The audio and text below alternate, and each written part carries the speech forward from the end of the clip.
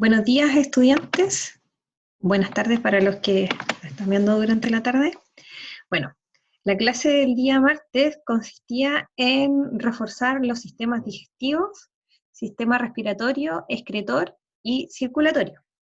Ya solo comenzamos a reforzar el sistema digestivo y el sistema respiratorio. Por eso el video que estamos haciendo ahora es para abordar todos los sistemas que nosotros hemos visto. ¿Ok? Vamos a recordar igual nuevamente. En el sistema digestivo, ¿cierto? Las distintas estructuras ustedes ya las han estudiado, por lo tanto nos vamos a enfocar directamente en lo que son los procesos de digestión del sistema digestivo. En las etapas de la digestión, la primera etapa es la ingestión. Eso quiere decir que cuando ingresan los alimentos al cuerpo, ¿ya? Nosotros los ingresamos a través de la boca, ¿cierto? La masticación es la primera digestión mecánica que se desarrolla en el cuerpo, se muele el alimento y se mezcla con la saliva. La saliva tiene una enzima particular, ¿cierto?, que degrega las moléculas de los almidones, es decir, de los carbohidratos. Por lo tanto, la primera digestión, o la primera, ¿cierto?, la primera digestión que hay, la primera digestión química que hay, es con la amilasa salival, que se encuentra en la saliva, ¿ya? Los almidones entonces se van convirtiendo en moléculas mucho más pequeñas llamadas monosacáridos, como ustedes pueden ver en la imagen, aquí, ¿cierto? Y esta mezcla con la saliva y el alimento bien molido pasa al esófago, llamado como bolo alimenticio, ¿ya? Lo que permite que el bolo alimenticio vaya bajando hacia el estómago, ¿cierto? A través del intestino delgado, son los movimientos peristálticos que tiene el esófago, ¿ya? Que es como hacer como el movimiento de los gusanitos cuando se va moviendo, ese mismo movimiento tiene el esófago y permite que el bolo alimenticio llegue hasta el estómago. La segunda etapa, ¿cierto?, que comenzó ya en la boca, es la etapa de digestión. En el estómago se mezcla este bolo alimenticio con el jugo gástrico. Ya, este jugo gástrico tiene la particularidad de tener una enzima llamada pepsina, esta, ya, la pepsina que ustedes pueden ver escrita aquí. La pepsina, es verdad, convierte a las proteínas en moléculas más pequeñas y estos se llaman aminoácidos, ¿ya? Luego, esta digestión química y mecánica, ¿cierto? Aquí también hay dos tipos de digestiones. Está la digestión química a través del jugo gástrico y la mecánica porque el estómago también se mueve para que esto pueda producirse, ¿ya? Esto se genera a través de la contracción de los músculos del estómago y se obtiene una papilla, ¿cierto? Que esta pasa hacia el intestino delgado y se llama quimo.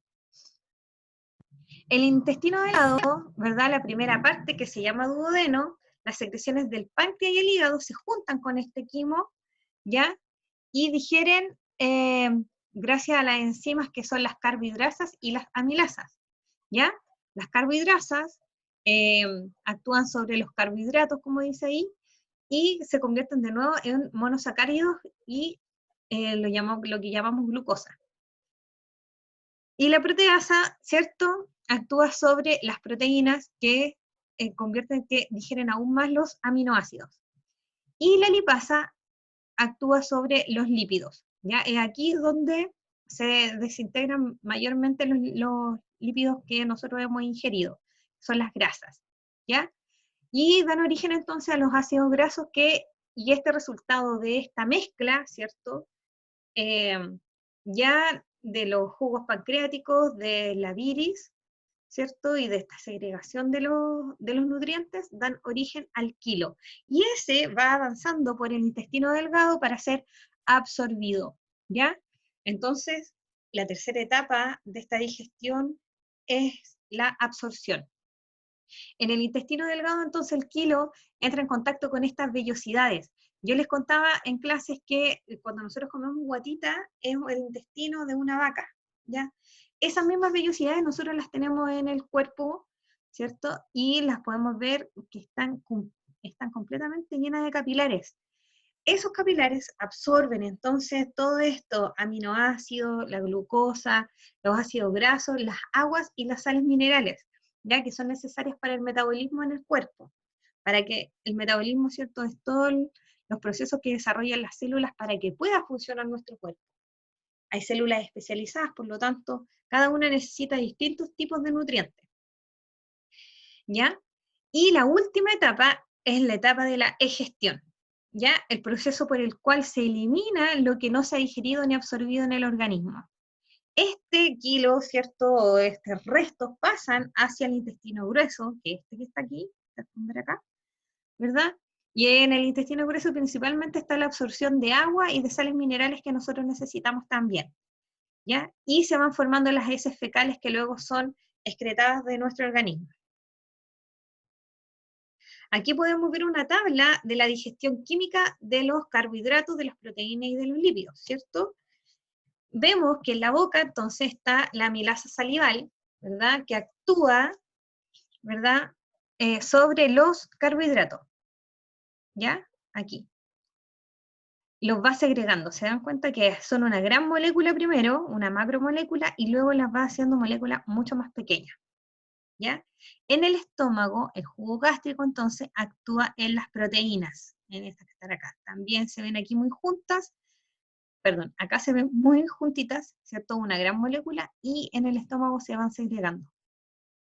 Y en el intestino delgado es donde ocurre la mayor parte de la digestión, ¿cierto?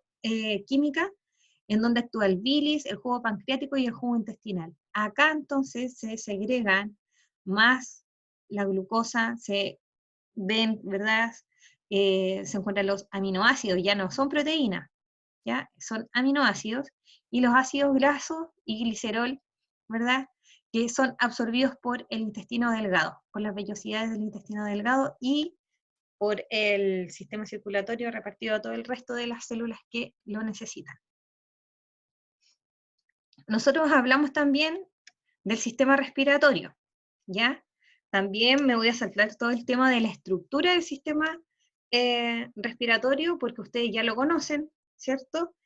Pero sí me voy a detener en dos conceptos súper importantes que necesitan conocer ustedes, que son la ventilación pulmonar y, y el intercambio gaseoso a nivel alveolar, ¿ya? La ventilación pulmonar entonces consiste en cuando mecánicamente, ¿cierto? Que también es como innato en nuestro cuerpo, nosotros no pensamos cuando estamos respirando, ¿cierto? Ocurre la acción del diafragma y de los músculos intercostales. Estos músculos actúan para que se pueda originar nuestra respiración, para que nuestros pulmones se puedan expandir. En la inspiración, ¿cierto? Cuando ingresa el aire a nuestro sistema respiratorio, ¿ya? El diafragma baja y por eso nuestro tórax se expande y nuestros pulmones también se llenan de aire y se llenan del oxígeno que nosotros necesitamos, ¿verdad? Aquí dice que en la inspiración entonces también se elevan las costillas, lo que se separan, permitiendo el ingreso del aire a los pulmones y este se expande. Era lo que estaba hablando recién. Cuando nosotros expiramos, es decir, exhalamos, ¿verdad? Cuando exhalamos entonces el diafragma sube, si se fijan aquí, y impulsa el aire hacia el exterior. Esto provoca entonces el descenso de las costillas y provoca que los pulmones se contraigan expulsando el aire. Aquí está clarito, ¿ya?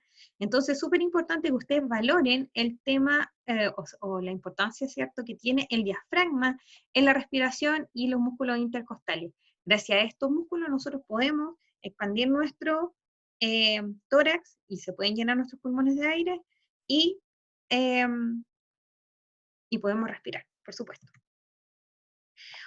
Otra cosa que es muy importante que ustedes reconozcan, ¿verdad?, del sistema respiratorio es el intercambio gaseoso. Ya cuando ocurre la inspiración, ¿cierto? Los sacos alveolares, ya que se encuentran al final de los bronquiolos, estos saquitos se llenan de oxígeno, ¿ya? Y ocurre este intercambio entre el oxígeno y el dióxido de carbono. El oxígeno sale hacia el torrente sanguíneo por los capilares y el dióxido de carbono ingresa a los alvéolos y es eliminado a través de la exhalación. Voy a explicarlo de mejor manera con esta imagen que está acá. Entonces, miren, ¿cierto? Cuando nosotros inhalamos, se llena entonces este saquito alveolar, este alveolo se llena de oxígeno, y desde el corazón viene por la arteria pulmonar sangre que carece de oxígeno, ya sangre pobre en oxígeno. Esta sangre se acerca al alveolo por medio de un capilar, que es este que está aquí. El oxígeno, ¿cierto? Por difusión, por diferencia de la capacidad de oxígeno que hay dentro del alveolo y fuera del alveolo, ¿cierto? Se va hacia los glóbulos rojos, que son los que están pasando por acá.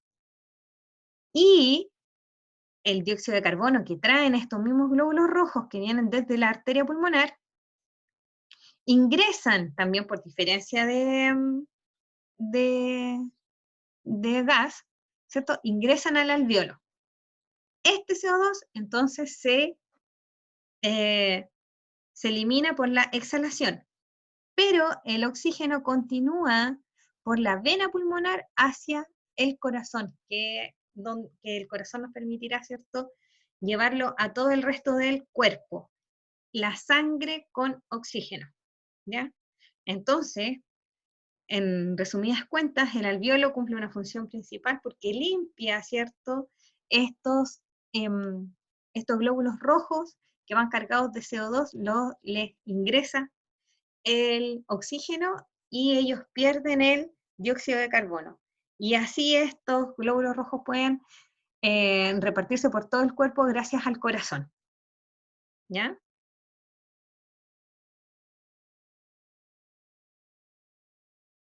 Entonces, importante, ¿verdad?, que el sistema digestivo nos aporta, o sea, absorbe los nutrientes que nosotros necesitamos, y el sistema respiratorio entonces nos permite hacer ese intercambio gaseoso del dióxido de carbono que está contaminado, que está contaminando nuestro organismo, y el oxígeno que lo necesitamos para también hacer todo el metabolismo en las células. ¿Ya? Todos estos dos sistemas se entrelazan con el sistema circulatorio que lo vamos a ver ahora, ¿verdad? El sistema circulatorio, por lo tanto, está formado por sangre, ¿cierto? Que es un tejido encargado de transportar sustancias hacia y desde todas las células, ¿ya? Y la sangre está compuesta por tres principales células también, que son los glóbulos rojos, ¿ya? Los glóbulos blancos y las plaquetas, ¿ya? Los vasos sanguíneos también son parte del sistema circulatorio y son conductores por donde se mueve la sangre. Las llamadas venas transportan la sangre hacia el corazón, y las arterias, cuando transportan la sangre desde el corazón hacia los órganos de todo el cuerpo. Y el corazón, ¿cierto?, que es como el órgano vital de nuestro organismo, es responsable de bombear la sangre que es transportada a través de los vasos sanguíneos y así llegar a todas las células del cuerpo. ¿Ya? Entonces es importante que nosotros conozcamos esto. La sangre, entonces, es la encargada de transportar los nutrientes, los gases como el oxígeno y el dióxido de carbono, desechos metabólicos y anticuerpos.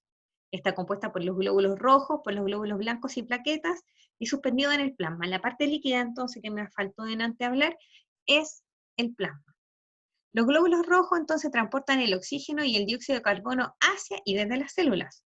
Los glóbulos blancos, también llamados leucocitos, participan del sistema inmune del organismo atacando a los patógenos o produciendo anticuerpos. Y las plaquetas participan en el proceso de coagulación de la sangre. Es decir, cuando nosotros tenemos alguna herida, las plaquetas son aquellas que nos unen nuestra piel. Circulación de la sangre. Entonces, la circulación de la sangre depende del corazón, quien es el encargado de bombear la sangre hacia y desde todas las células a través de la arteria y vena respectivamente, y tiene dos movimientos, que es sístole y diástole, ¿ya?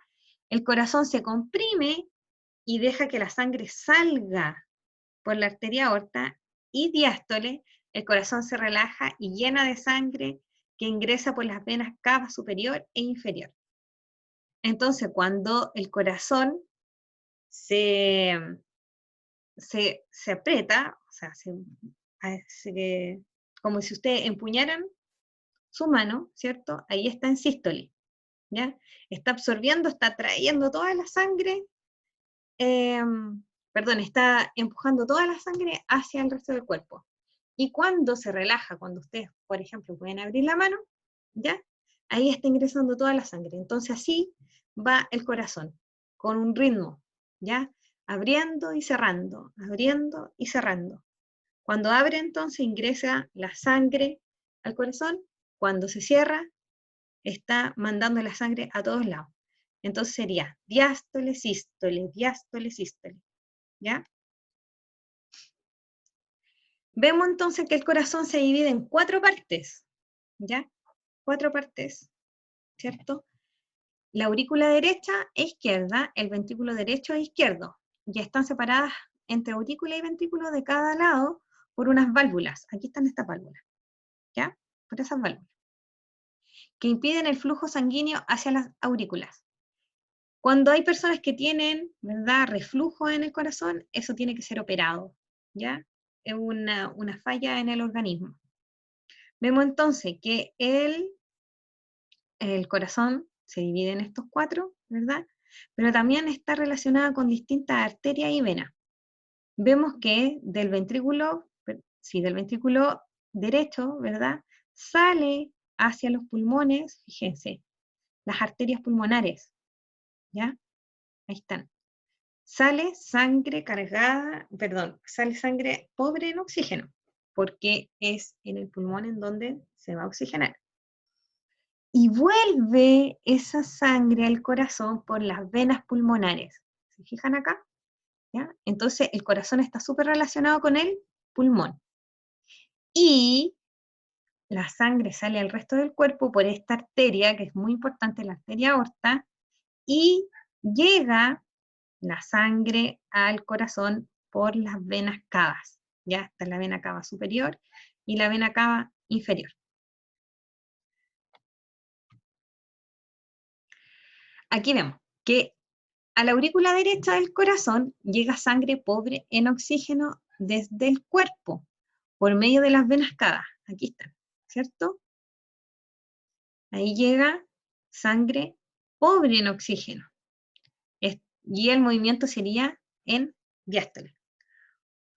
Esta sangre pasa al ventrículo derecho y desde ahí, cuando el músculo se contrae, ¿cierto? Cuando se contrae, cuando se está en sístole, la sangre es impulsada hacia los pulmones a través de la arteria pulmonar. Aquí, ¿verdad? Llega sangre pobre en oxígeno y en sístole pasa hacia la arteria pulmonar. Va entonces a oxigenarse a los pulmones. En los pulmones entonces la sangre recibe oxígeno y expulsa el dióxido de carbono, que es lo que nosotros vimos anteriormente a través de los alvéolos. Y la sangre rica en oxígeno regresa a la aurícula izquierda del corazón por las venas pulmonares. Entonces llega en diástole, ¿cierto? Acá, por las venas pulmonares. ¿Ya? Esa sangre rica en oxígeno, en diástole. Y pasa al ventrículo izquierdo y cuando se contrae, en sístole, lo hace con la suficiente fuerza como para impulsar esta sangre llena de oxígeno hacia todo el cuerpo y se va por la arteria aorta. Y aquí se va hacia todo el resto del cuerpo para que sea distribuido a cada una de las células para que haga su trabajo. Entonces, lo que le estaba explicando, hay 2 tipos también de circulaciones, ¿ya? La circulación pulmonar o menor, que es la que vamos a ver ahora, y la circulación mayor. Entonces, ahí, en la circulación pulmonar, también conocida como circulación menor, que realiza la circulación hacia y desde los pulmones donde ocurre el intercambio gaseoso. Entonces, la sangre sale, ¿cierto?, pobre en oxígeno, ya, a través de la arteria pulmonar, pasa a los pulmones, ya, llega a los capilares, esa sangre que está cubriendo los alvéolos, intercambian el CO2 por el O2, ¿ya? Y vuelve a través de la vena pulmonar. Vuelve para acá y llega a la aurícula izquierda y desde el ventrículo izquierdo, es expulsada a través de la arteria aorta al resto del cuerpo. Entonces, la circulación sistémica o circulación mayor también es la sangre que circula a través de todo el cuerpo, excepto en los pulmones, ¿cierto? El pulmón tiene una circulación definida, que es la circulación menor o pulmonar. Ahora la circulación sistémica es del resto del cuerpo, la que llega al cerebro, al hígado, al estómago, a los intestinos, a los riñones, al resto de todos los organismos, perdón, los órganos. Entonces la circulación sistémica, también conocida como circulación mayor, se encarga de la circulación de la sangre por todo el cuerpo, excepto los pulmones, lo que hablaba recién. Sale la sangre rica de oxígeno por la arteria aorta y recorre desde el lado izquierdo del corazón por todo el organismo hasta llegar al lado derecho del corazón, conectándose con las venas cavas. Entonces, miren, ¿cierto? Llegó esta sangre oxigenada a través de la vena pulmonar a la aurícula izquierda, pasa al ventrículo izquierdo y ¡pum! Es impulsada a través de la arteria aorta. La arteria aorta va hacia el cerebro, ¿ya? La superior va hacia el cerebro, lleva sangre a toda la parte superior de nuestro cuerpo, y también hay una arteria aorta que baja, ¿cierto? Llega al hígado, que necesita mucha sangre, al estómago, que necesita también mucha sangre para poder desarrollar su actividad, para poder desarrollar la digestión, y a los riñones, ¿ya? A los riñones, al intestino, también al vaso, a todos los órganos que tenemos en nuestro cuerpo, ¿ya? Pasa entonces a través de todo el organismo por el lado, primero por el lado izquierdo pasa la sangre, ¿cierto? Y se devuelve por el lado derecho. Se junta entonces, ya la arteria aorta se junta con los capilares y todo, con la vena cava, ¿ya? Y vuelve esta sangre que ya está cargada de dióxido de carbono, vuelve a la aurícula derecha. Y ahí nuevamente es impulsada al ventrículo derecho y de nuevo al pulmón, y así oxigenando. Por lo tanto, todos los órganos, ¿cierto?, se relacionan con el sistema circulatorio. Todos necesitan sangre, todos necesitan oxígeno para poder hacer su metabolismo. Y todos entonces también generan estos desechos de dióxido de carbono, ¿ya? Y estos desechos entonces tienen que ser eliminados. ¿Y gracias a qué lo podemos eliminar? Al sistema excretor, ¿ya? Además del sistema digestivo que eh, expulsa las heces fecales de la digestión, también ahí está el otro sistema, que es el sistema excretor, ¿ya? Que lo vamos a ver un poquito más adelante. Entonces aquí se ve cómo la circulación mayor y menor son simultáneas, ¿cierto? Se oxigena la sangre en la circulación menor y pasa a la circulación mayor y vuelve al corazón y vuelve al pulmón, y así este circuito no se detiene nunca, ¿ya? Entonces, esos desechos que yo les estaba hablando delante, sustancias tóxicas que nosotros tenemos en nuestro organismo, además del CO2, ¿cierto? Debemos excretarlo de alguna manera o de salir de alguna forma, ¿ya? Principalmente nosotros nos vamos a enfocar en el sistema renal, ¿ya? Que es el conjunto de órganos que participan en la formación y excreción de la orina, ¿ya? Y es el encargado de eliminar las sustancias tóxicas y los desechos de nuestro organismo hacia el exterior. Nosotros vemos aquí en general entonces que están los dos riñones, la vejiga, el uréter, la uretra, ¿ya? Vemos entonces, el sistema está organizado como en dos cuerpos importantes, que son los órganos secretores, que son los riñones, ¿ya? Son estos, y las vías excretoras, que son el uréter, la vejiga urinaria y la uretra, ¿ya? Lo pueden ver aquí. ¿Verdad? Para limpiar todo esto, los riñones absorben sangre, también llega sangre desde la arteria renal, ¿ya? Y se va por la vena renal. Ahí lo vamos a ir explicando más adelante. El riñón, entonces, está en la forma de un riñón, tiene como la forma de un haba, pero es un poco más grande, ¿cierto? A través de la arteria renal llega al riñón la sangre cargada de sustancias tóxicas, ¿ya? Llega entonces a través de la arteria renal, por esta. Llega, ¿cierto? Dentro del riñón, la sangre recorre una extensa red de capilares que funcionan como filtro. Pasan entonces a través de todos estos capilares, estos que se ven por aquí, esos rojos, llega la sangre primero, y de esta forma los desechos que transforman la sangre quedan en el riñón y se van formando la orina, ¿ya?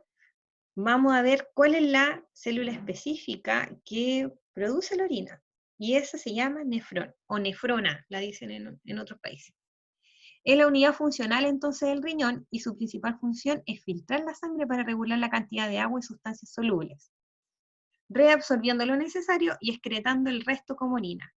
Está situada principalmente en la corteza renal. Acá, mira. Ahí no ven, que dice corteza y médula, están principalmente en esta parte. Son muy pequeñas. Y cada riñón contiene 100.000 nefrones. Vemos aquí entonces la estructura más ampliada.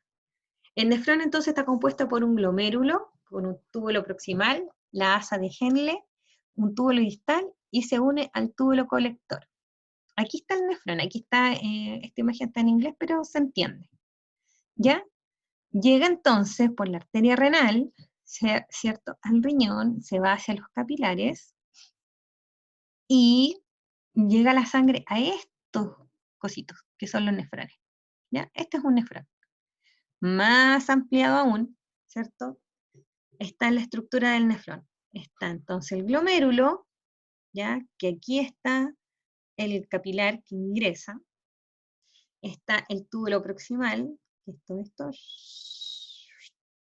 Después está la asa de Henle, que es esto, que es muy finito. El túbulo distal, que es este que está acá. Y se une al túbulo colector, que es este que está aquí. ¿Ya? Entonces, mira, el glomérulo llega al capilar con sangre y es absorbido. Ya todo lo que todos los desechos tóxicos van pasando entonces por el nefrón y se va conectando nuevamente con el capilar. Aquí. Se va absorbiendo entonces la sangre que va quedando limpia y la que va quedando sucia, mira. Entonces aquí se va, la que va, perdón, cargada de oxígeno y la que va quedando, claro, sucia, ¿sí? sin los nutrientes y sin el oxígeno que necesitamos. Ya, entonces mira, aquí está la formación de la orina más explicada más fácilmente. Llega entonces la sangre, se absorbe acá, está todo el proceso, llega, pasa por toda esta estructura del riñón, salen, mire, si se fijan, hay como una reabsorción de los nutrientes, o de lo que nosotros podríamos necesitar en nuestro organismo, y se va filtrando, filtrando cada vez que se va juntando con los capilares. Y aquí, en la última parte, ¿cierto? Está ya la secreción. Aquí es donde llega todo esto, todas las toxinas, o llegan todos los desechos que no vamos a necesitar y se van al túbulo colector. ¿Ya? Entonces, vamos por la letra A. La sangre entonces llega a la nefrona, aquí. En la B, ¿cierto? La filtración en los capilares del glomérulo. En la primera parte está la filtración, ¿cierto? Pasa el líquido filtrado, ya pasa, titi. Hay reabsorción de la sustancia que está aquí, con estas flechitas celestes. Y finalmente está la secreción de sustancias de la sangre hacia el líquido filtrado, acá. ¿Ya? Acá es lo mismo, ¿cierto? Está la filtración en la cápsula, luego pasa todo por acá. Se hace también osmosis, se saca, ¿verdad? Nuestro cuerpo hace esa absorción en la asa de Henle principalmente, y luego llega al túbulo colector. ¿Ya? Al terminar entonces el proceso, ¿qué pasa entonces con la sangre al salir del nefrón? Al terminar el proceso de filtración, la sangre en el nefrón sale del riñón por la vena renal, ¿ya? Limpia de toxinas y sales, pero sale cargada de dióxido de carbono hacia la vena cava que se dirige al corazón. Entonces, en el riñón no se absorbe dióxido de carbono, ¿ya? Sigue en la sangre.